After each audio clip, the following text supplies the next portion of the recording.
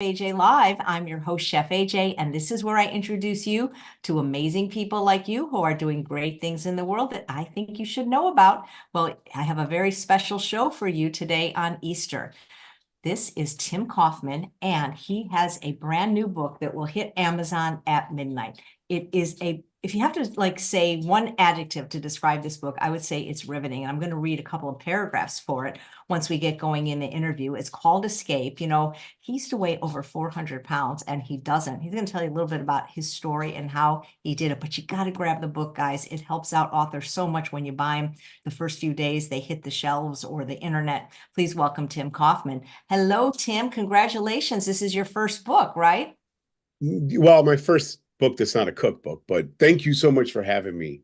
It's so good to be here. Absolutely. It'd be my pleasure. I know we had to do the show a little later because you had Easter company. So I'm sure everybody wants to know, what the heck did you have for Easter brunch, dinner? So I don't usually say this because we had a restaurant and everything, and I'm a pretty good cook, but it was a freaking disaster. Uh-oh. Yeah, it was awful. So the plan was to have scalloped potatoes. We had a bunch of tofu marinating in like a smoky brine. And we had some green beans with mushrooms and onions and nutritional yeast and liquid aminos, which is another one of our favorites. And then, of course, salads and, you know, veggie trays and dips and stuff. But we were making potatoes yesterday, and Heather must have been extra hungry, and 10 pounds wasn't enough. So she had me do 15 pounds. I put them in a really deep, like, casserole dish, and I had them in for 2 hours before our guests got here, and they still weren't done. So, yes, it was either eat crunchy potatoes or wait like another 45 minutes. So we kind of split the difference. So the potatoes were awful. And to top it off, when we were all done eating, we opened the microwave and there was 5 pounds of those green beans and everything still in the microwave. We never touched them. So it was a disaster. But the salad was great and the tofu was great. And yeah. Okay, when you told me it was a disaster, I thought you were going to say, oh, you did something, you went off plan and ate a honey baked ham or something. No, no, I just didn't cook the potatoes. And usually I'm the one yelling at everyone else. Like if we say 2 o'clock, it's 2 o'clock, not 2:30. But It's that's all funny, right. we used to do conferences called the Ultimate Weight Loss Conference in Vegas, and we stopped using this particular hotel because for the same reason. First of all, they ran out of food, but more importantly, the potatoes were hard. And I don't know how people eat raw potatoes. Do you? No, no, I tried it a couple times, but I'm not a fan. No. Yeah, absolutely. Well, so congratulations. I mean, what does it feel like to birth a baby like this? It was tough. This was probably if it was like a book that wasn't so raw, it would have been a lot more fun. I was really freaked out to put it out there, and the first person to actually read it that wasn't either being paid or part of the team was my mom, and her feedback was terrible. Really? What did Yes. she what was her feedback? Oh my Well, goodness. so it wasn't really bad, but it was my perception of her feedback. So the book goes into, a life that I hid from so many people, including my family, most importantly, my family. And so I had kind of primed my mom for what was in the book because it was pretty dark stuff. And so in fact, she got a copy while we were on vacation. She got one of the first proofs. And I'm just getting online to go to an interview. And she called like 2 minutes before. And she goes, I finished the book. And I'm like, well, what did you think? This is my first review. She goes, it's not what I expected. And I'm like, oh my gosh. So I had to go to the interview, and the whole interview, that's all I could think about. Like, what is wrong? Like, what's wrong with the book? My coach said it was great. Heather said it was great. So I called her back, and she said, I just thought it was going to be like your life when you were a baby and then you got older, from your life to your death. And I'm like, but mom, I'm not dead. And I No. said, the only person that would be interested in that is you. She goes, well, I know. That's why I thought you wrote it. Oh, that's funny. So I was freaked out at that point because that was the only review I had. But in these past few weeks, I spend literally hours at my keyboard crying with feedback from emails and people the book has touched People that I never imagined would even read a book, to be honest. Um, I have had so many people say they haven't read a book in decades and they picked it up and couldn't put it down. So the feedback has been, aside from my mom, has been great. And my mom kind of changed. She said it wasn't bad feedback, it just wasn't what I expected. So That is so funny, so funny. Well, if you don't mind, I'd like to read a passage in this book because there's so many things in it that are just, I don't want to give the whole story away, but you can share as much as if you want with the viewers. But this, I don't know what this grabbed me. Okay, so you're talking about being an addict, and you write, "This is how my mind as an addict worked. I was really good at manipulating people, especially the people that I loved. I was even better at manipulating my own thoughts and decisions. I had myself convinced that the answer to me not getting sick tonight was to drink twice as much as last night. My logic and reasoning were pretty sound, and I made perfect sense. I did not want to wake up and puke in the middle of the night. The solution was obvious. In order to not wake up, I needed to drink more, and then I would pass out longer. And as a result, I wouldn't get out of bed to puke. I reached down and grabbed the bottle, which was now over halfway gone, and poured another glass, leaving just a little bottom of the bottle. I started to chug the glass down and had to stop about a quarter of the way. I felt like I had to puke and started dry heaving a bit. I knew Heather would be opening that door any minute, so I tried to get some more down, a few gulps, and then I had to stop again. It was like my body wasn't letting me finish the glass. I was having trouble keeping it down, but I was persistent. I finally made it to the last swallow, and then I finished my Pepsi, got undressed, and crawled into bed. I passed out without even saying goodnight to Heather. The next morning, I was once again a disaster. This would quickly become my new normal. Although I had turned into a knockdown drunk, I had worked hard to be as high functioning as possible. I learned that the way to make sure I never ran out of vodka was to buy it in large quantities, which would also lessen the chances of someone I knew seeing me buy the alcohol. If I did it right, I could get 10 large bottles in the house and virtually go unnoticed. Now, how does an addiction of the gravity you had, how did it go unnoticed? How were you able to be so high functioning? I don't know. And I actually had an interview yesterday and we were talking about this. I think the high functioning part for a lot of people is kind of what justifies your behavior, right? Like it's kind of this weird place. Like, I mean, was a good teacher and I would get awards. I would get nominated for stuff. I mean, I was one of the best teachers in our school, but I had these awful addictions. And I think that I could justify my behavior because I could still do stuff that was good. That was the only part of my life that I was not, that I was sober for is when I would go to teach. So I think that kind of feeds it. I think being functional actually feeds the addiction until it doesn't. Well, when did this start? Well, I mean, when did you realize you were an addict? And what kind of addict were you? So, well, it started with pills, and it started quite justified, I suppose. I have this weird disease that I've had since birth. I was in pain all the time. My shoulders started dislocating to the point where just a sneeze would pop it out of the socket. I went to the doctor to get it fixed, as a young kid, like in just turning 20. And when they went in there to fix it, they said there's something else going on here. My the collagen in my body was super loose. Nothing was getting held together. And so I had this genetic screw up. So they couldn't fix my shoulder, and nor could they fix the rest of my joints that would ultimately do the same thing. Well, the joints dislocating, you get these little chips on the cartilage, because they put little divots in every time you dislocate. And when you're young, it's not really a big deal, because, your bones are real flexible and you don't have that much damage. But as I got into my mid 20s, I developed severe arthritis from all the dislocations and so chronic pain. I was in pain all the time.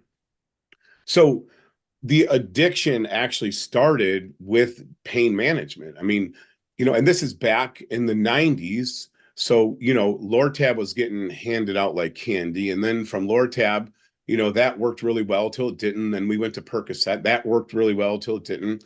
And then Oxycontin was everywhere. I mean, they were pushing that stuff like crazy. So I ended up on Oxy. And, back then the computer systems weren't what they are now. We had paper scripts. and you could get away with a lot more. You could go doctor shopping, really, where you could go to 3 different doctors, get 3 different scripts, have insurance cover one, pay cash for the other two, and you could get whatever you wanted. It was pretty easy. And I had legitimate chronic physical pain. But this was not the answer. I don't know what the answer was at the time, but painkillers were not the answer because they're a bottomless pit. That cycle that you get in, you can never get enough of them. And so at some point, when you look at the addiction part, the physical pain turned into an emotional pain and ultimately a spiritual pain as well. And then you start manipulating people because you're not taking drugs because you want to get out of pain. You start taking drugs because you just want to feel normal and not you have the shakes and not have withdrawals. So everything kind of shifts to I need to feel normal. And then once that happens, the next stage is you need drugs just so you're not sick. And by that time you're so deep into this pit that you didn't even know what happened. You feel like you woke up and you're an addict. And along the way, I would have never thought that I was addicted to this stuff. I just knew I got jittery when I didn't have it. I just knew I thought about it a lot until it was the center of my life. And from those tablet opioids, my doctor prescribed me fentanyl, which, that was a subdermal, transdermal patch. So I wore that on my skin. And when you look at the patch, it's like it's harmless. It looks like a giant Band-Aid. And like, how could, something stronger than heroin, something stronger than, morphine go into your skin and affect you that bad? But I put that patch on and oh my gosh, it was the best high I'd ever had in my life. And so that it led to the same thing, that worked until it started not working. And so we upped the dose. And before I knew it, through the years, I was on the max dose of everything and I still wasn't getting the answer for this chronic pain. And by that time, I hated who I'd become. I started manipulating everyone that I loved. I would lie to people. I would steal. I mean, it was awful. It was an awful place. And at the same time I'm doing this, I'm teaching at Sunday school and I'm on the board at church. And you can imagine the guilt and the shame that went with this. But every time I'd feel those thoughts, I would be able to just justify it. Well, these are the cards I was dealt. And then eventually I couldn't get any more pain meds. So I tried alcohol. I wasn't a drinker. Heather and I got married so young, we didn't have time to party. And my parents never drank. I didn't really know anyone that drank. So I stopped on the way home from work. I just wanted to sleep one night. I was up 5 nights with no sleep, and I just wanted to sleep. And I bought alcohol. And the first time I drank it, I think that's what you're reading about. I mean, I drank so much my first time, and I wish I could have woke up with alcohol poisoning, vomit on the side of my face, and said I learned my lesson. But that just became my new normal. And it felt normal. It's so weird looking back. And then, along with that other escape, these are the things I used to escape reality was the food. And the food was the same exact process. Do they have any better treatment now for people with the disorder that you had that causes so much pain? No, it's terrible. And not only do they not, I mean, I get hung up on talking about the pain management with substance. There were other pain. I mean, I went to a pain management doctor, a few of them, and they did try things like a TENS unit. They were going to actually implant one in my back that had these leads, and it would give me these random shocks to kind of scramble the nerves up. The problem with EDS is my shoulder hurt really bad. So if we can get the pain out of my shoulder with localized medicine, those were also patches, but they were a local medicine. Once you could get the shoulder calmed down, my knee would start hurting. And then once you pack that in ice, well, my ankle would start hurting. So when you have a chronic condition where all the joints hurt, it's very hard to treat that pain. And, because it's chronic, substances are not going to work because you're gonna hit the end of the road with them eventually. What I've learned that I wish someone would have taught me, Music plays a huge part. I mean, even today when I'm recovering from surgeries or whatever, music is a huge part of relaxing. Just sitting in a quiet room, no stimulation from electronics, and just like meditating with my eyes closed and some music on. Writing has helped me. A lot of this book got written through surgeries. My cookbook got written through an awful surgery on my ankle. I was literally, on my back for 3 months. So there are ways to manage pain, but no one, it's like food, Chef AJ. It's like food. Like no one wants to hear the right way to do stuff because it's not the easiest. There's no quick fix. And that it's not going to be this instant gratification like a pill. It's going to take time to learn these techniques and calm yourself and just figure out a way to get to a place where you can get your heart rate slow and just relax. And it's not easy. What was your rock bottom? I had a lot of them, I had a lot of them, but I would say, you know, ultimately my rock bottom was sitting at my dad's funeral graveside. It was so real. Like we all say that, we all know life is short. We're not promised tomorrow. Life is precious. We all say that. We pay it lip service. And I did, I said that. But man, when you're sitting by the side of a grave with your best friend in the whole world, ready to be lowered into it, it's like I don't know if there's a bigger wake up call or a rock bottom. And I was in bad shape. So I had been trying to quit the pills, and I was doing pretty good. The pills for me, I would take them as soon as I got them. So there were times I would take 100 tablets in less than 3 days. I take my whole script in 3 days. And so my body was used to these ups and downs, and I knew what the withdrawals are. The withdrawals suck so bad, but I hadn't got my body used to the withdrawals, and I had given the pills up. I don't remember exactly how long, but then when my father died, I had a relapse, and it was a big relapse. And so sitting by the side of his grave, I was so out of it, and my head was spinning, and I knew that I should be there for my family, and I wasn't. Um, and I think that was probably my rock bottom, knowing that I was the next one, to go in that hole. Wow. Did you ever seek any kind of like 12-step program or try to work on this on your own? So I thought about that so often that, there's got to be help out there. I think the first progression is you're so arrogant. It's so weird because addicts, maybe I'm a weird one, I don't know, but like as an addict, I was so self-loathing. I hated who I was. And that kind of feeds the machine, right? I hate the person in the mirror. So I need to escape that reality, take more substance, drink more, eat more food, to make myself feel a little bit escaped from what was really going on. But at the same time, you have this self-loathing attitude. You're also arrogant as hell. Like, everything. And I think that I hadn't quite gotten to the point where I needed help because of course you don't need help. Like I'm a big tough guy. I don't need help. But I really in my heart I knew that I couldn't go much longer and I did need help. But I always wrestled with this. I work in the public sector. And the last thing I need to do is, show up at some rehab when I'm in the public sector. And so, there's a lot of guilt, a lot of shame.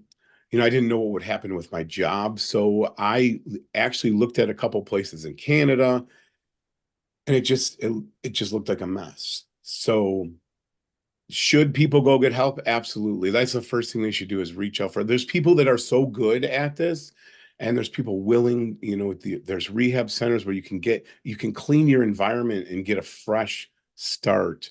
And I should have done that, but I did not do that. Wow.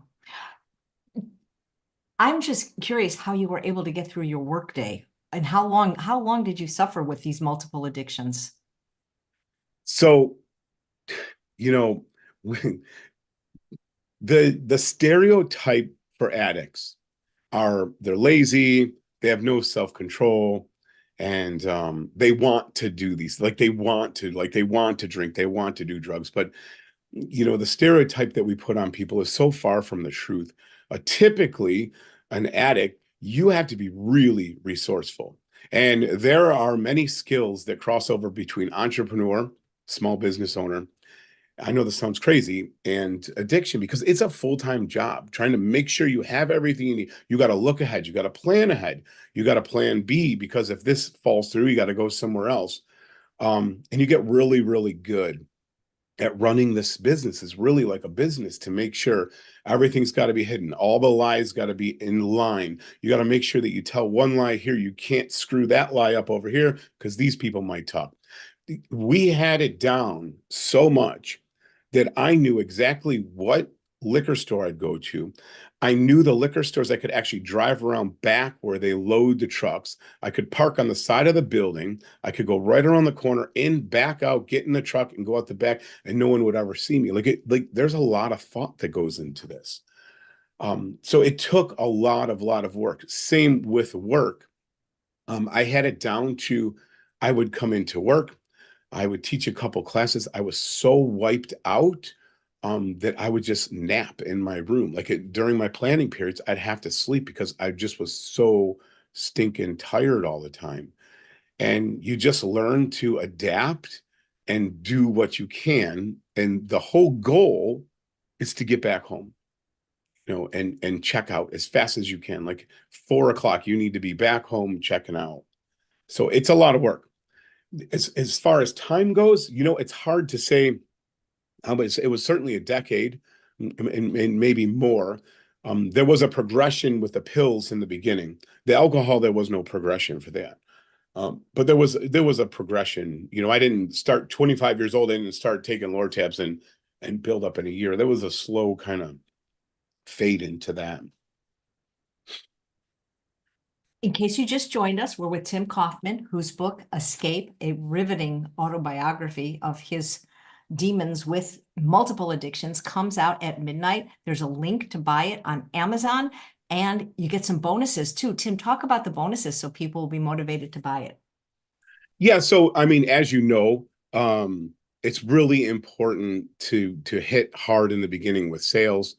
So from the 1st to the 15th, and I have this written down somewhere, but if you send an email to escape.thebook@gmail.com, we'll send you a bunch after midnight tonight.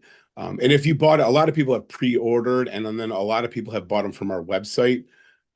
So, we're obviously, we'll take them right up until April 15th. We have a bunch of free stuff. We have some really cool webinars that are helpful, some cookbooks in there, some interviews, and some Tim Talks, which I'm super proud of. That, Oh, yeah, Tim Talks are kind of like TED Talks, but Tim that Talks. exactly. I stole their branding and everything, and I love it. And I keep them like 7 minutes, just stuff that's helped me along in my journey. And I'm a teacher, so I teach a lot with analogies. So I just give people an analogy, and I just go with it for a few minutes, and hopefully drives a good point home to them. So yeah. So, how many years total would you say you were in these throes of addiction? And did anyone even suspect, your wife, your children, your coworkers, your colleagues? You were Yeah. that good So at hiding it? yeah. So I was good at hiding it, and I was good at exposing enough that people could know what I wanted them to know. And then there's that also the arrogance of, you think people don't know, but they really do know. So probably certainly over a decade of pretty heavy addiction. But people knew that I had EDS. I was always, braces and canes and all that kind of thing. I was always in, either the emergency room. I was at the doctor every 2 weeks. There was always something wrong with me. So the painkillers, that was easy. In fact, I use that to my advantage, because anybody that had a tooth pulled, anybody that had like an elective surgery, I knew about how long to wait before. Hey, did they give you any pills? I'm really low. And so people knew I was on painkillers, but they knew I had a legit reason to be on them. But no one knew, the volume of painkillers I was taking. Someone would give me the leftover 20 tablets that they had, thinking, oh, this is a month's supply, and I literally would pour them in my hand and take them at once when they weren't looking. The alcohol, I thought I did a really good job keeping that a secret, but Heather was always telling me, she goes, "You reek." Because I would just sit and sweat. And they say you can't smell vodka. Well, that's a bunch of crap. Because I always reeked like alcohol, and being over 400 pounds, of course, that didn't help with the sweat smell either. Were you always, I mean, at what point in your life did you become 400 pounds? And I know that you had this disease, but did the excess weight make it even more painful to have ED? Oh, 100%. Yeah, 100%. So in fact, the worst thing that could have happened to me was having a heavy body on weak joints. And the weird thing is most Ehlers-Danlos patients are very frail. They lose, they get atrophy. That's the first thing that happens because you can't bend your joints, you can't bend your elbow. So obviously you use your you lose your bicep muscle to atrophy, and they get very depleted. For some reason, I never got that really skinny or frail thing going on. But so I was actually super slim, when I was in about kindergarten, and they called me Slim Tim. And, through the years, I got husky. I remember my mom having to buy me husky pants. And then when I was in high school, I was just a big kid. I was a big football player. I wasn't like morbidly obese. I was just a bigger kid in the school. And then by my wedding, so that would have been 19 or 20, and, my late 19 year to 20, I had gotten pretty big. I was overweight for sure.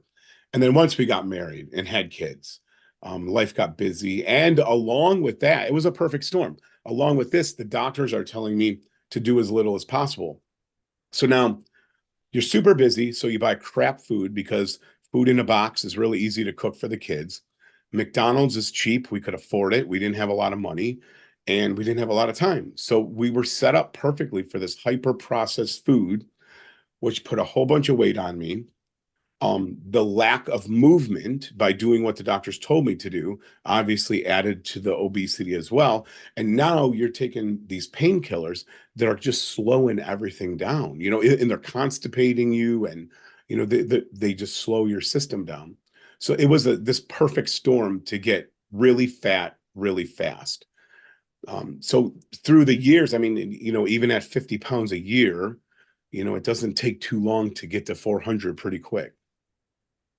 So did you ever do anything, well, I don't want to say illegal, but that you're not proud of in order to score drugs when you ran out of them?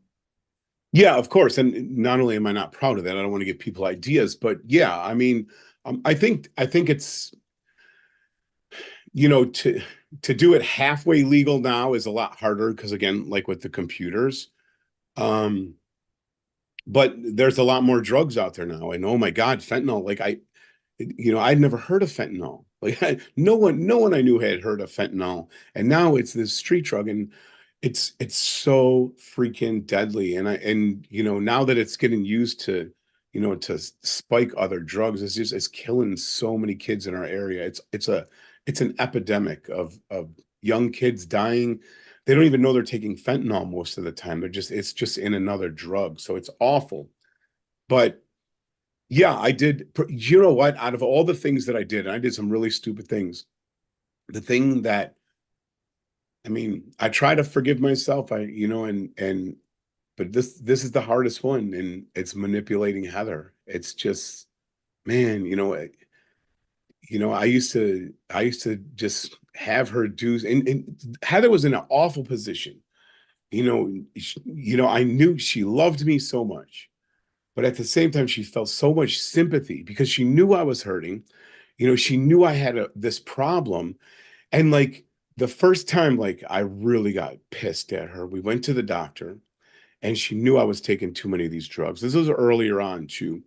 And she was going to the appointment with me. She sat down and she worked up the courage to tell the doctor, she said, he's just taking too many of these. And I'm like, oh, it's all over. Like I'm done. And the doctor said, well, he's human. He's in pain. And this totally normal to not want to be in pain. And I walked out and I'm like, yes. So Heather was trying, but Heather's very like passive about things, but I took advantage of that. I'd run out of pills and I'm like, Heather, can you go to the pharmacy? Because the pharmacy, when they saw me coming, they hated it. You could just tell they just went from smiles to, oh crap, here he comes. Always with an excuse, always arguing that, insurance is wrong about their date. I'm right. So I'd have Heather go down and tell them that you spilled them in the toilet while you were cleaning, or go down and tell them that we're on vacation. She hated doing that, but she'd do it because she felt awful for me. I even had Heather go buy alcohol for me, and she was so dead set against it. And that's probably the thing that hurts the most even today, of all the stupid things I did, was manipulate her. But I think she's probably forgiven you now, right? I think you Yeah, need to forgive yourself. yeah, yeah. It's a process for sure. Wouldn't this be cool if this became like a movie? Hey, if it did, who would you want to play you? I don't know. People tell me I look. I've never even seen the show. I don't really watch TV, but Keegan from um The Walking Dead. There's some guy on Walking. My students always tell me I look like him, but I don't even know who he is. Keegan or Negan or something. I don't Yeah. know what I'll, his I'll name see is. if I can Google him. We like to play Google, this. Google it up because everyone tells me I look like him. All right, I'm going to look it up because we always say, who does this guest look like? So it started with prescription drugs. How soon after did the alcohol and food come into play, or were you just juggling all three addictions at the same time? No, I feel like it was like an exponential curve, right? Like the pills, they were quite a while, probably five. I'm trying to put a timeline. This is where Heather's really good with dates, and I'm awful with them because everything is like a blur to me. But I'm gonna say 25. So probably the first 5 years was pills, and just trying to get more and more pills, and then and the thing was like. They thought I had RA, so they were sending me to a rheumatoid doctor. Then I had my regular ortho doctor for my knees and my ankles and everything, my general doctor, and then I had a pain management doctor. So between all four of these doctors, I did pretty well with pills. Because they say, well, isn't your rheumatoid doctor giving you medicine? No, no, they're not. So I could get them all to, and if they prescribe me something different, that was the key. And I learned that early on. You didn't want them all giving you Lortab because the pharmacy wouldn't do that. But if they were all giving you different stuff, so, I like Neurontin, like I would, anything I could get, as long as it was different, I could get them filled. So that kept me busy for like 5, 6, 7 years, maybe. And then probably the fentanyl would have been the big thing. Like once the fentanyl hit, that kept me probably for 6 months because we kept bumping that up. And then once I hit the top of that fentanyl, there was nothing. I knew I couldn't get anything stronger than that. So that's when I turned to the alcohol. And the food was mixed in all the way. The people think it's weird to talk about food with these heavy. You compare food to fentanyl. Now, granted, fentanyl withdrawals, I would not wish that on anyone. And like, oh my God, they are freaking awful. And you don't get those same type of withdrawals. But addiction wise, it's the same process. And the worst part about it is it's hard to get fentanyl. It's not hard to get a Whopper. It's not hard to get a double quarter pounder with cheese. They're everywhere. Now, I pass 40 places on my way to work. I can, they're all my dealers, right? And no one really bats an eye when you're pounding all this hyper processed, fatty, greasy animal product food, but it gives you those same dopamine hits. You feel like I literally would get happy. Like that's the only time I'd get happy is when I pulled into Burger King for my 2 sausage, egg, and cheese croissants, with 2 orders of those little tater tots and a large diet something. I would get happy. I would get a little flutter. I'd get my food, hope they put too much in by accident. And, I'd eat that in 4 minutes on my way to work. And then you'd feel good and you'd look at the wrapper and be like, what did I do? And 10 minutes later, just like the drugs, I got heartburn. I'm sweating from it. I just feel gross. I feel thirsty because I have so much salt. But for some reason, you freaking hit the reset and do it all again on the way home from work. And I don't know why it happens, but I'm a really good addict. That's what I know. So you said at first the fentanyl was like the greatest high, but at some point it doesn't stay that way, right? No, no. And that's the clause of addiction. And that's what no one tells you when you start this stuff, that you, like I said, I kind of already alluded to this. Like, you start out, you feel really good on this stuff. Actually, I don't know if you feel good. You feel nothing. And I think that was my goal, to feel nothing, because I didn't have to deal with all the lows and what's my life going to look like with this disease? And am I really going to be in a wheelchair any minute? So I felt nothing, but that feeling, all of a sudden, you got to take that medicine just so you don't feel like you're at the end of the patch. And what happened for me, it was a 3-day patch. So when I first took it, the medicine was perfect for 3 days. Then in a couple months, I noticed, like, at day 2.5, it's like, ooh, I'm getting like itchy. My veins itch is a weird thing, and I'm getting real jittery. It's like, maybe I need a new patch. So I put a new patch. Okay, that was it. And now all of a sudden your patch is only lasting 2.5 days. And then, as another month goes by, now on the second day, you're starting to get withdrawals. And then before you know it, like, you're literally just taking the fentanyl not to feel anything. You're taking it so you don't get withdrawals. And then eventually the last step, this is the awful step, you're just taking it to make you not as sick. There's no more feeling, like, you don't get highs anymore. You're just not as sick with it than without it. It's awful. That's incredible. Well, you could almost say the same for drugs and alcohol, right? 100%. And the thing is, like, I talked about, like, feeling nothing. I think so. I teach high school, and I feel sometimes like I'm an old man, with these young kids, but there's definitely a trend happening in society, not just with our kids, with everyone in the past, I don't know, 10, 20 years. We have this idea that we shouldn't have lows in life. If you have lows, go, something's wrong. But the reality is, like, I tell my high school kids, like, there's going to be days that suck. Like, sometimes life sucks, and it's okay. It's temporary. And you got to understand that other people are going through sucky times too. And these times don't last forever. And what I did by trying to use drugs, alcohol, and food to stop those lows, to kind of push those lows up, is I got rid of the highs, right? The goal is to, like, not feel the lows. So when you push yourself up, you get rid of the highs, and you kind of flatline through life. And so the only way to experience, really good stuff is you got to go through some bad stuff, because you have nothing to compare it to. Does that make sense? Yeah, absolutely. Did the doctors ever like mention anything to you about your weight and like ever try to get you to lose weight or eat healthier, or they didn't even attempt that, all the pain management doctors? No, none of the doctors did. And I think, I'm not making excuses for myself, but it was always this thing, well, you can't move. So that's why you're obese. They never mentioned about eating. They just said, well, in your condition, because I did, by the time I was 400, they had my legs in immobilizers, so I couldn't bend my knees. And they really did not want me moving too much. That's when they gave me the handicap parking pass. I had to park right next to my classroom. So their thing was, I was overweight because, as a result of this disease, not what I was eating. Interesting. Did you ever get put in touch with other people with the disease, like any support groups, or just you Yes. on your own? Yeah, I did. And the funny thing is, I got pissed and I left. So, it was really funny. There was no one ever, I never heard of this disease. No one I knew had ever heard of it. It's more prominent now because there's been more research. In fact, Stanford did some tests on me that was kind of cool, some hair follicles and saliva tests.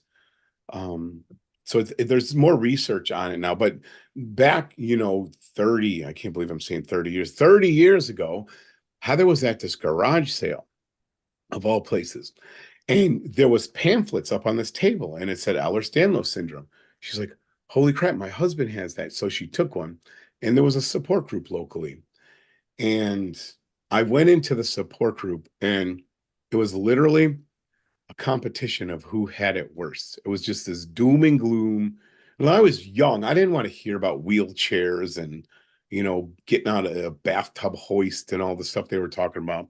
I wanted to live. Like I had a lot to do. So every support, I think I went to 3 support groups, and they were all just basically, who's got it worse, who can complain better, and it just wasn't for me.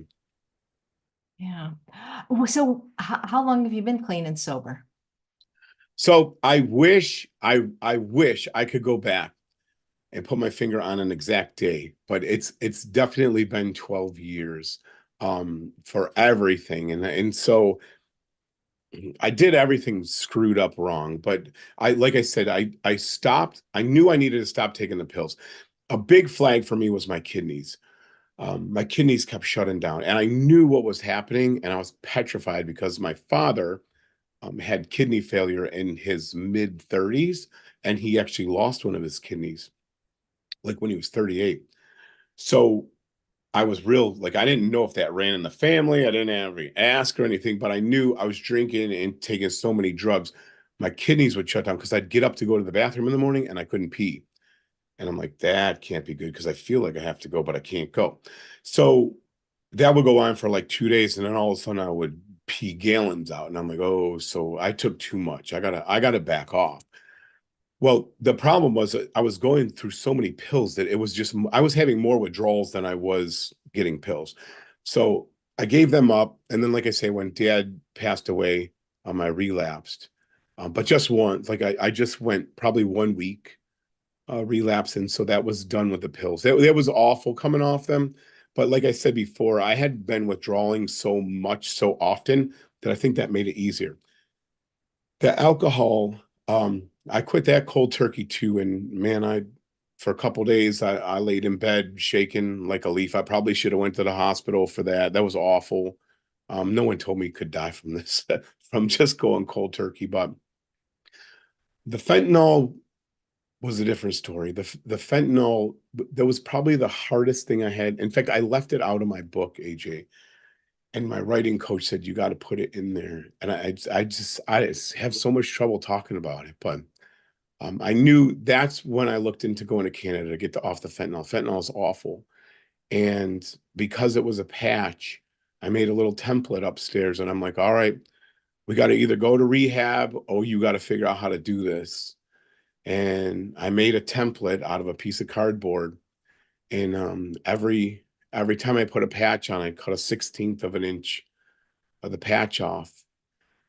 And through the weeks and the months, that patch got smaller and smaller till I held it up one day and it's like not much point of putting this on anymore. And so I was able to get free from the fentanyl, and it was tough. It was tough. I mean, any part of your story could be a book. I mean, just the fentanyl, just the alcohol, I mean, you got like more than one book here going on.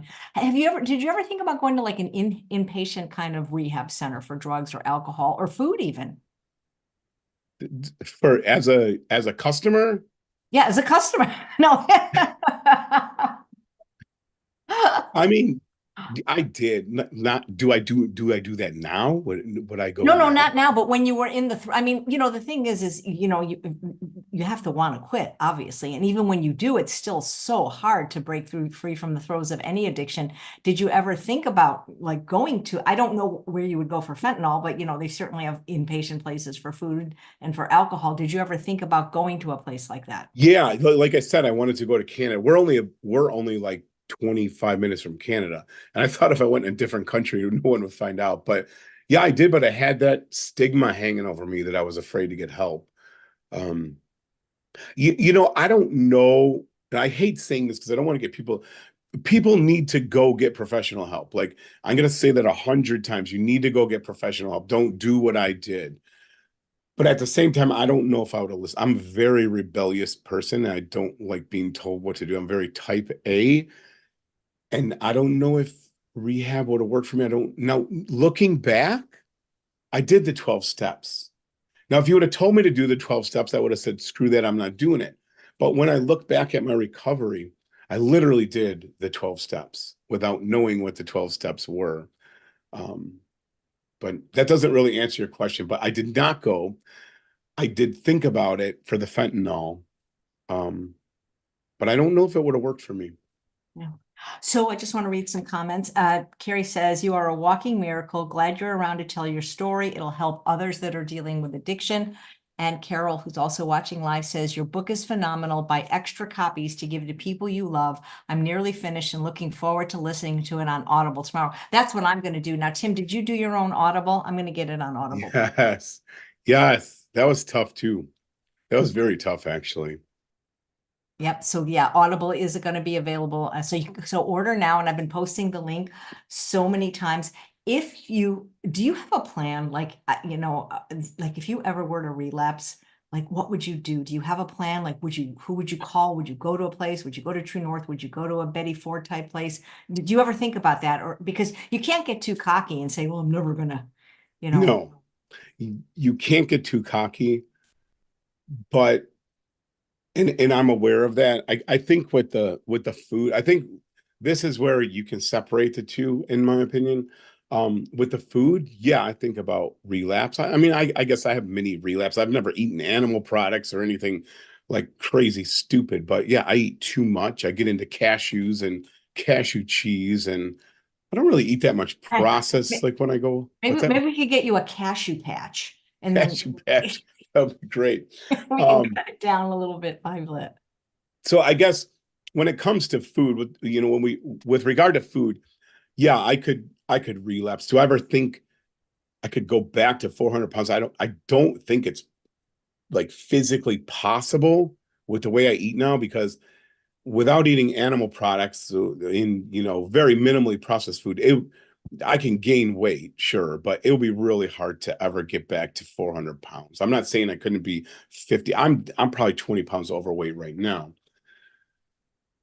That's different to me. Like that, yeah, I'd go get help. I would go to True North. I would probably do it. The first thing I would probably do is another 30-day juice fast, which I'm not a real fan of right now. I think sometimes when we go to course correct, especially people with addictive personalities, yeah, I can go on a juice fast tomorrow for 30 days. I can drop probably 20 pounds fast. But the problem with that is it starts swinging this pendulum. You'll starve yourself, and then all you do is wait for day 31, and then you binge. And then before you know it, you're binging all the way to the other. And I've seen so many people put all their weight back on from this pendulum thing. So I think it's better to course correct, and dial it back in slowly. But all that said, food, yep, I could relapse. I don't get too cocky on that. But I can tell you this, with the drugs and alcohol, I'd rather die. I literally would rather die. And so I always wondered, Chef AJ, if I just was BSing myself. But I got an experience, unfortunately, to test that theory. And I wrote about it in the book. And it was a hard chapter to write. It was a hard thing to live through. I had some brutal surgeries over the past 2 years. The book was supposed to stop. The book was supposed to stop on this high note at Lake Placid. I finished Ironman Lake Placid 70.3. The book ended. I literally put the end, put the book on a digital shelf. And then when I got working with a writing coach, she was helping me, put things in chronological order and stuff. I said, well, there's a whole nother book after this. Because this whole point of the book, everything that's been screwed up in my life was my fault. I ate too much. I chose the pills. I chose the drinks. These are my choices. I paid for my choices. Now all of a sudden, I get clean. I get sober. I'm this plant-based machine. I'm supposed to be in a wheelchair, and I'm doing 50-mile ultras. And then my whole life gets flipped around. I have the spine thing that I can't feel my legs. They thought I had ALS. My ankle just disintegrates. They try to rebuild it. It's a failed surgery, 3 years. I couldn't put weight on it. Then I go to the doctor, and he said, you have two options. We can amputate, or you can get your ankle fused, which means you'll never run again, or probably cycle. I went through that. Then I got a tumor on the other side. They hacked that leg up. And, I spent 2 years in this room on my back with pumps hooked up to me. And I'm like, I didn't do any of this. Like, this is not my fault this time. And you really get tested on, you have to grow, emotionally through this. But my point is, through all these surgeries, and they put a 14-inch incision in my back of 31 staples going down my spine. I won't get into the details of what they had to do to my back, but it's brutal. And I waited until right before the team of 12 people rolled me back there. And I said, by the way, we will be doing this surgery with no opioids. Do you understand? They But how? stopped. That was my question because you were addicted to painkillers. How do No, you? no, this is just recent. This is just 2 years ago. This is just Wow. recent. Yeah, I had been clean and sober for a decade. But when you asked if I would relapse or if I would go back, what would I do? It became real to me on these surgeries when I would tell the team no opioids, and they would just look at each other like, and the one guy said to me, I forget which surgery it was, the anesthesiologist is like, you're not going to relapse. You won't even know you have it. I'm like, that's not the point, man. Like I made myself a promise, and I would rather not feel my legs the rest of my life than you give me any kind of opioid at all. Now, by the time I was done, all 12 people were in tears. They parked me back in the room for a few minutes. They made another plan. And I've had three very, very brutal surgeries with no pain meds at all. And you know No what, Chef? pain meds, No pain meds. not even Tylenol or anything. No. Well, I can't take Motrin because that's a blood thinner, during surgery. I had Tylenol available. I think for my back, I took a couple Tylenol PMs, but I took no controlled substance through all three before, Oh my, during, or after that is got to surgery. be so hard. It wasn't, you know what? It's it wasn't at all. I was prepared for this hellstorm. And I write in the book like I was waiting for the pain train and it never showed up. Wow. Never showed up. Well, do you do any kind of like mind thing, like meditation or Yeah, I'm hypnotherapy or probably not good at it. what about acupuncture? That's not addictive and that helps pain for many people. Yeah. Yeah, no, I've read about this. So the funny thing about pain, like chronic pain, like today, even with all this crap, I got plates and screws and one leg shorter than the other. I don't get that pain. I mean, I have pain. Everyone has pain. I'm getting old. I have pain, but the inflammation that the food was causing me was more painful than any of these joint problems. I mean, I have x-rays right now. My knee is destroyed. I have a torn meniscus on the inside and outside are torn ACL. I have no cartilage left in my knee, and I'm going to run 15 miles in the morning. Wow. And And I you're going to be doing swear, some big race this year too. yeah, this will be my last one. I did a 80-mile ride yesterday, and I have a 15-mile run tomorrow. And I'm telling you, like, it's the food. It's the food that I eat. I don't get that inflammation in my knees and in my joint. Yeah, I'm still screwed up. Like I'm still having pain, but it's nothing like the pain I used to go through. And it's the food. It's literally the food. You're still teaching. I am. Yep. And so this book, I mean, your students, if they don't already know, they're going to know tomorrow. Well, I'm super blessed to be in a school that has so the students watch Forks Over Knives. Now I work in a big school too, of a huge school district, and the students at our high school watch Forks Over Knives, and then I come give them a big presentation. So I do that twice a year for the health classes. So every student that takes health, which is every student in the school, will hear my story. They hear the same presentation after Forks Over Knives. I talk to them about nutrition, and then I also talk to them about addiction and social, social media stuff and self-worth and goal setting and all these things. So I'm super fortunate. I'm very open about my story at school, and so far haven't lost my job over it. And I Nice. get I get a lot of, I have letters. I have thousands and thousands of letters from students that my story has touched their lives. So yeah, I try not to hide from it, and it seems to do well. I'm just curious how you feel about this statement. And if you keep any fentanyl, drugs, alcohol, or hyperpalatable food in your house. If yes, I saw that on your Yeah, Instagram my website. friend Anita Yes. Faye, by the way, if you're watching, she makes these beautiful customizable rocks. This is really Yes. If it's in your house, it's in your mouth. Now, so 100% with food, but I gotta separate here a minute. And when you listen to the book, you'll hear this part. So, funny story. I was trying to quit smoking. I'd smoked 2 packs of Marlboro Reds every day for my whole life since I was like a pre-teenager. I grew up on a farm, like everyone smoked and chewed tobacco. So I get into the factory and I'm legit trying to quit. We're about to have our second kid, and my little Carolyn was going to be born. And as a gift to her, I wanted to quit smoking. So I would come into work every day with no cigarettes. And within a half an hour at work, I'd be, hey, can I bum a cigarette? And so this guy that was in AA, George, I'll never forget this guy. He probably has no clue who I am. But this guy, George, I went to bum a cigarette from him. He was in AA. And he goes, when are you going to stop this? I'm like, stop what? He goes, you crumple up your cigarettes, you run them underwater, and then you're just going to get OPs, which is other people's. So he says, here's what you need to do. Tomorrow, you come in with a full pack of cigarettes, and you're going to quit when you come in here, but you're going to carry those cigarettes in your pocket. And back then, we wore pocket t-shirts with the Marlboro box pack. And he said, you're going to leave those cigarettes in your pocket for a whole week and not touch them. I'm like, George, that's crazy.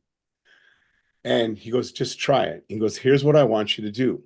Every hour that goes by, you look up at that clock. And when you go to grab a cigarette, just remember that whole hour you suffered, you're going to just destroy it. You're going to waste it.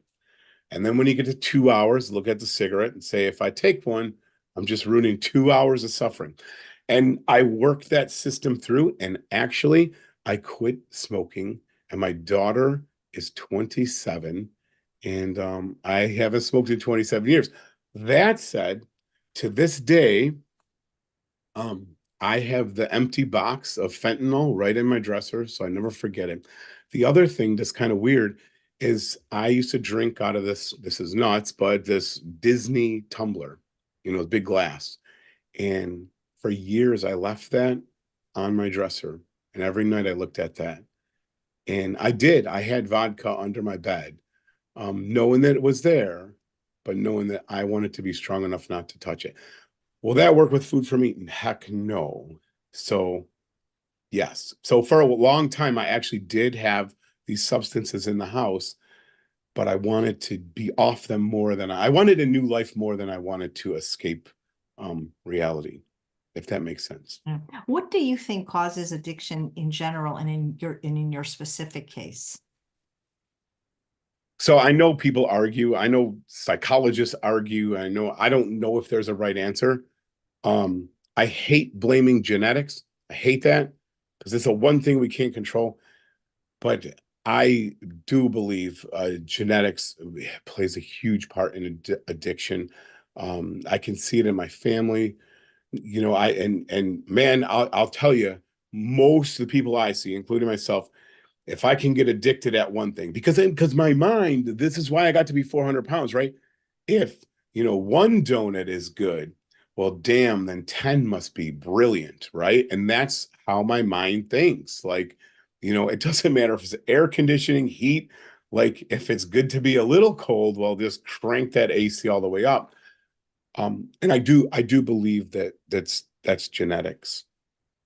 I once said I'll never buy a scratch off ticket because I'll lose my house because that's just how my mind works. Yeah.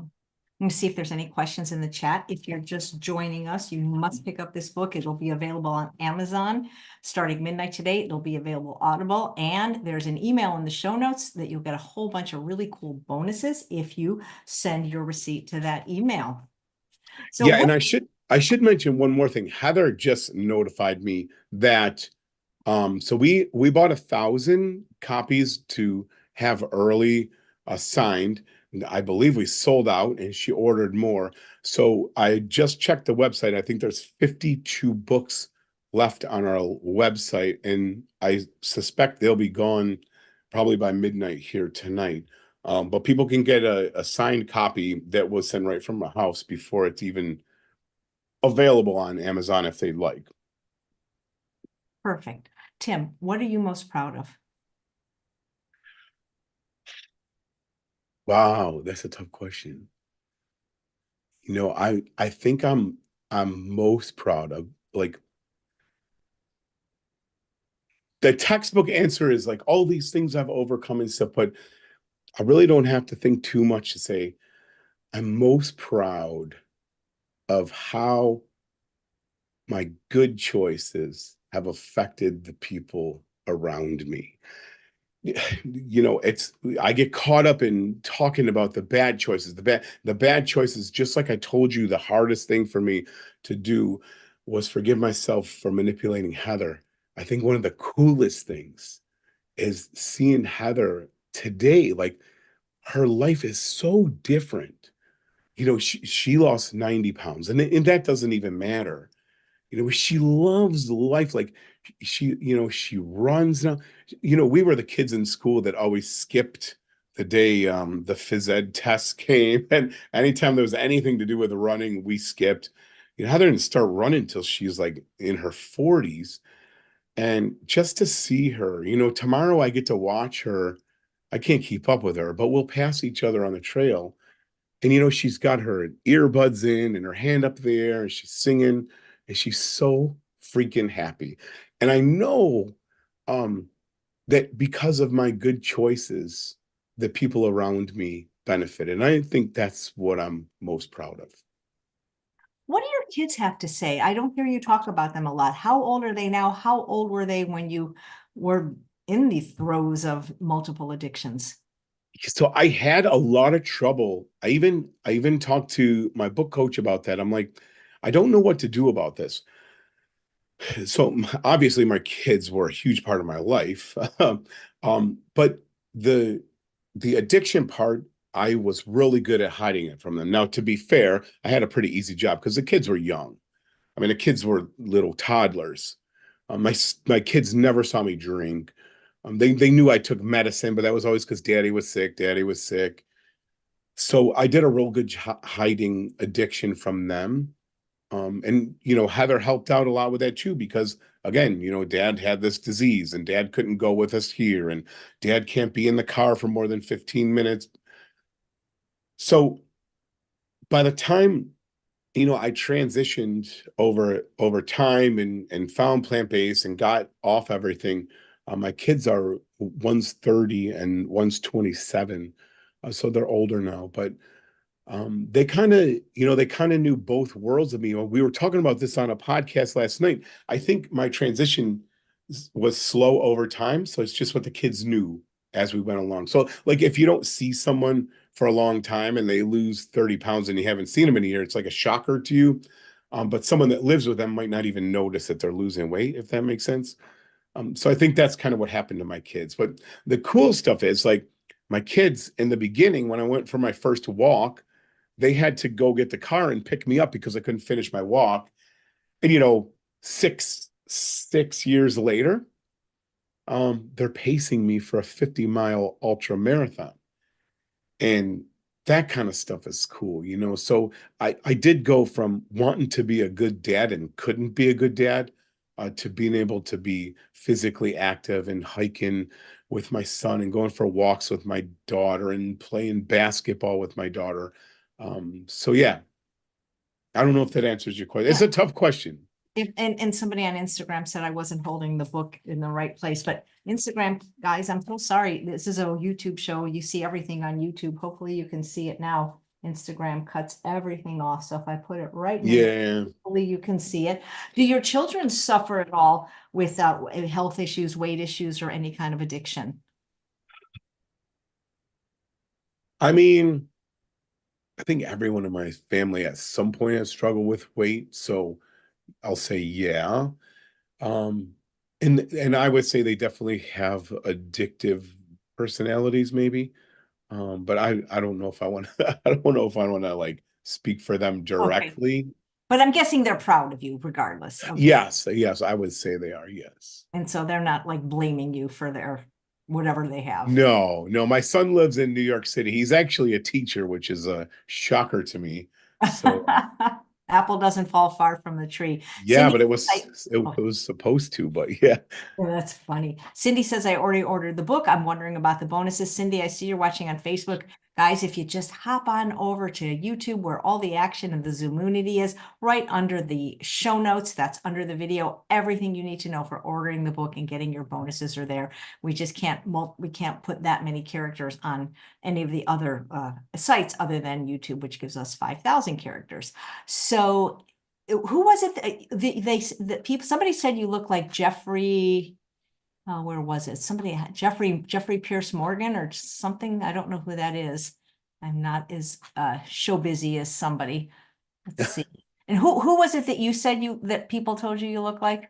I'm trying to find it right now. Yeah, I'd like to look that up. But Jeffrey Dean Morgan. Yeah, I'm not sure how that is, so I'll look that one up. Negan is Negan from The Walking Dead. That's what my students All say I right, look like. let me look that up. And Look that up, Negan. Negan. Maybe I can even share my screen from Walking Dead. Okay. Huh. I've never seen the Well, maybe show. that is Jeffrey Dean Morgan then, huh? He looks like, hold on. I thought might be the same person that the person said. Yeah. Hey, you got the beard. Yeah, it's probably more gray than his, I would imagine. Yeah. Okay, that's cool. Let's see. Yep, that is the same person, Jeffrey Dean Morgan. Good call. You There see, you go. people apparently think that too. So, what is next for you other than the big race in July? Well, that's got to be. So we got rid of the restaurant, and so that gave me more time to train. So this is going to be it. This is going to be my last big race, and it's a perfect time because it's the 25th anniversary of Ironman Lake Placid, and everyone that's cool is going to be there. And Mike Riley's coming out of retirement to announce the race. So I got to do it this time. And last year I missed it. It's a 140.6 mile race. I missed it by 13 miles. So this year I'm going to go grab the whole thing and walk away a Lake Placid Ironman. Nice. People are asking, are you doing a book tour? Like you're going to be places signing books, for example? I don't know. I was thinking about doing a bunch of podcasts. I'm so stinking busy because I'm still teaching. Plus, we have a membership group that we run. We have some programs we do. And I need to get stuff done that I need to get done. So I don't know. Okay. I would Well, I it would looks like like you got to. a lot of medals behind you or whatever they're called that you get from being in a race. Yeah, I talk about that in the book too. The feedback has been super cool. One of the things when I was writing the book, like I didn't want just to write a story because who cares? Like who cares about some random guy? No one's ever going to meet me. Like it's just my story. Who really cares about that? So I wanted to leave people with something and I kind of wanted to weave it in and out of the book. It just didn't seem to work. So at the end of the book, it's the longest chapter in the book. It's called The One Chapter You Should Read. And if people just read one chapter, I hope it's this one. And so what I did is I brainstormed for months. Every time something would pop into my head, I'd write it on a post-it note and like, this is something people need to work on. So I went through, I think it's about 12 things that really impacted me, in my journey.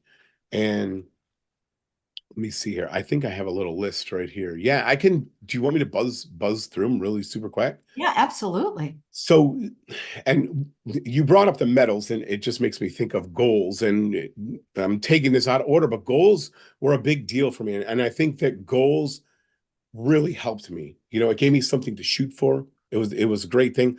But I think one of the problems with goals is when we get to the goal, what do we do next? And so, for me, I got to a 5K. Well, what do you do now? Well, you do a 10K. And then what do? You do a half marathon and then a full marathon, then an ultra. What's next? Like, where does it end?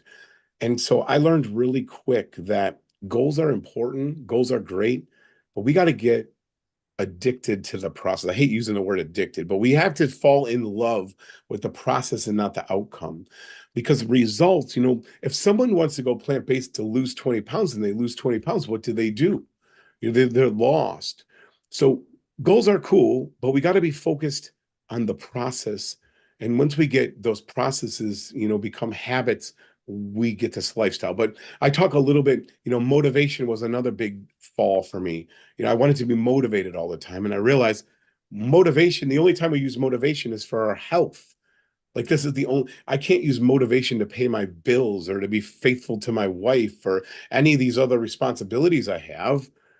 I'm not motivated all the time to pay my taxes, but I have to do it, right?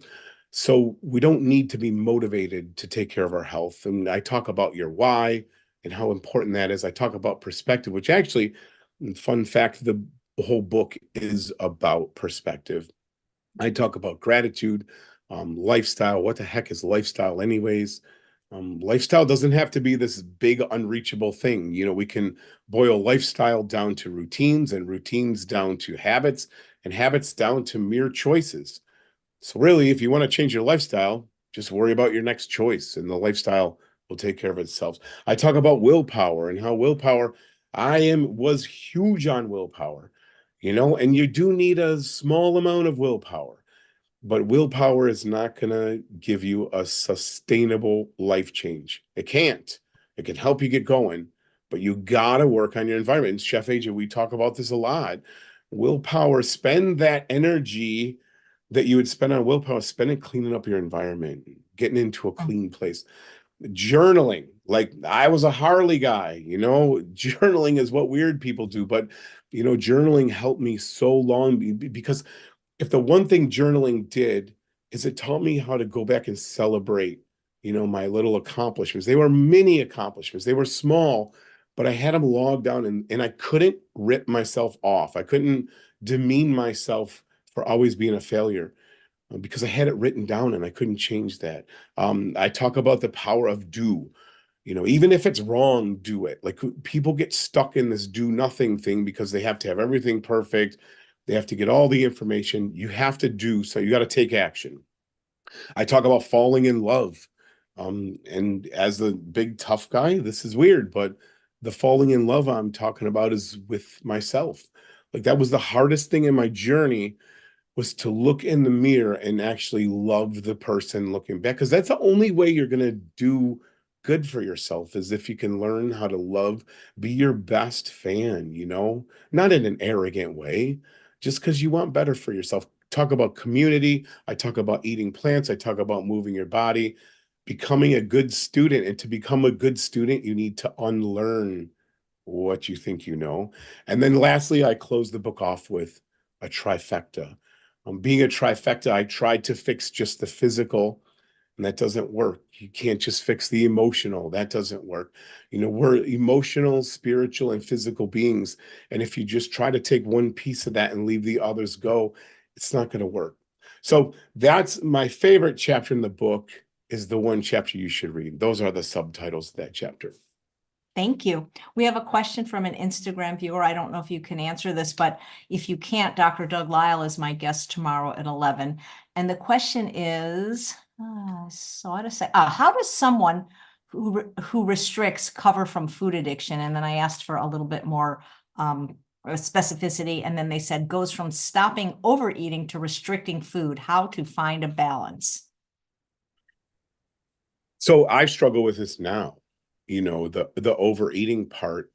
So the first thing to do obviously is the calorie density. Like, so if you like to eat a lot of food, the only way you're going to eat a lot of food and have lower calories is the whole calorie density thing. So focus on things like fruits and vegetables, starches, and stick with those groups, and that can kind of cover it up. That said, yeah, I don't know if I'll get in trouble with Dr. Lyle or not for saying this, but I think in a person like me, um, sometimes I eat like I'm not hungry and I eat, and I think that's part of the addiction thing.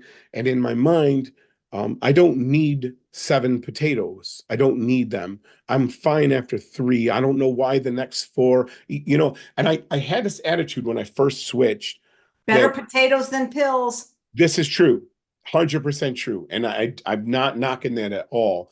But I still struggle with mindless eating. We'll call it mindless eating, even though it's good food, I don't need it. So I think the key to this whole thing is first get the calorie density under control and then just, are you really hungry or are you just friggin' bored? And if you're bored, go do something. You know? I want to read another, just one paragraph from the book that I really enjoyed. You are here for a purpose, and you are not some random blob that was placed here reading this book by accident. If you haven't ever thought about digging into your spiritual self, it's time to get working on it. Seek truth, and you will find truth. And when you do find your purpose, the passion will be right there for you so you can change yourselves and the lives around you. Tim, what's your purpose? Well, my purpose is to make the world a better place and, and to help people that are willing to be helped. And I think, for me, I had lost that purpose and that passion. And when you get to, that's a very low place to be in life. When you get up in the morning and you don't know what you're here for. It's a very sad place to be. And I don't think you have to have it all figured out. Like, I don't think you have to have this grand purpose figured out. But if you know your purpose is to get yourself better, to help other people, I think that's a great place to start, regardless of what that help looks like. If you figure out why you want to do something, you'll figure out the how part. I'm pretty convinced of that. Well, Tim, you are definitely making a difference to a lot of people, and I thank you for your journey, for your work. It's almost when you meet somebody kind of where they are now, like it's almost hard for me to even believe your story, if you know what I mean. Because I see you Yeah. as just this like teddy bear, just lovable guy that, it's so hard for, I mean, I believe you, obviously, because you can, I mean, look at this photo right here. However, you really have come a long way, baby. Yeah, thank you. Yeah. Yeah. What does your mom think about the book now? It's not what she expected. No, she's gonna kill me. No, so my mom's she's bought more books. Like, she's sending them everywhere. So we actually have to mail two out tonight for her friends. So, it was really hard. It was a very hard situation, to write about me waking up in urine every single morning and then let my mom read it. But I think it was important for me to either be 100% authentic and open or don't write the book. And so I decided to write the book. So it is what it is, Well, but she's proud. people appreciate your vulnerability and it's going to help so many. How do people get an autograph copy like I do? Yeah, so we have 50, I think there's 51 left. They can just go to fatmanrants.com, go into books, and there should be some books left that they can get an autograph copy. Great. A couple of people said they just ordered. Well, Tim, congratulations. I know it's very exciting when you have a first time book. Do you have any siblings? I do. I have two sisters, yes. One Oh, with EDS and one with MS. So, interesting. So they can, yeah, wow. And yeah. did your, other than maybe your children, did your parents or your siblings adopt a plant-based or a more plant-based diet after seeing your success? They did. In fact, I spoke at Plant Stock at the Esselstyn's farm in Claverack. Oh my gosh, it was years ago now. My mom and sister came down. They went 100% plant-based. Lost a bunch of weight, felt great, and kind of fell off the wagon. But I think they're making a rebound now. So That damn they have wagon. the tools. Well, if anybody has fallen off the wagon with the food, I only do this once a year, my lose weight with a full plate program. I can put a link there. It starts tomorrow. So I keep forgetting. I always forget to promote myself, but that's okay because I love promoting other people, especially nice people like you. Can't wait to see what's next for you. Hope to meet you in person We someday. will. I think we're meeting in Cuca. Oh my God, Cuca. you're coming to Cuca? I think I'm speaking there. Yes. Well, if Yeah. you're speaking there, I'm speaking there. We'll be there I together. know. I think it's not like official, but it's official. So Okay. Well, we'll hang out. Okay. yeah, it'd be great. Do you live close to there? Yeah, probably 2.5 hours, Oh, 2 hours. so you can't run home and get me more potatoes if I'm hungry. Okay. You're close, but not that close. Well, that'll be a lot of fun to meet you in person. Yeah. All right. All Well, right, thank Chef you, AJ, Tim. thank you Yeah, so much for anytime. having me. You're like such a nice guy. And I And just, buy Chef AJ's, pre-order Chef AJ's books. well, It's the first dessert book I have ever pre-ordered in my life.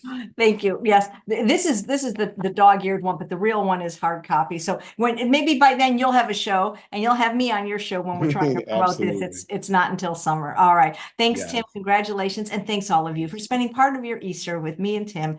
His story is so inspiring. So if you're going to get the book, get it now because it really helps when you get the book the first 5 days it comes out. I can explain sometime longer if you like to know why that is, but pre-sales in the first 5 days are the most important for us authors.